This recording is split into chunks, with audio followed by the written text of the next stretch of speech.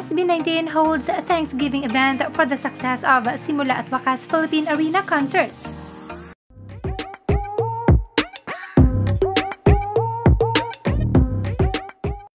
OneZ Entertainment COO Sir Yanni De Dios has shared this very short video clip of the ongoing Thanksgiving event with SB19, the whole OneZ Entertainment, and all the people behind the successful two-day Simula at Wakas Philippine Arena concerts.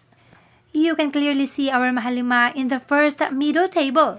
And also, they are back with Ninang Araneta. Seeing our boys with all the people they have worked with and celebrating the success of their historic concert is so satisfying, knowing na halos umabot ng 1 taon ang kanilang paghahanda. And here they are now celebrating the fruits of their labor. At syempre, siguradong unang-una nilang pinasalamatan ang Panginoon, bagay na hindi nila kinakalimutan at laging ginagawa before and after their events. Deserve na deserve nyo ang lahat ng success and blessing na tinatamasa nyo ngayon, our P-Pop King SB19.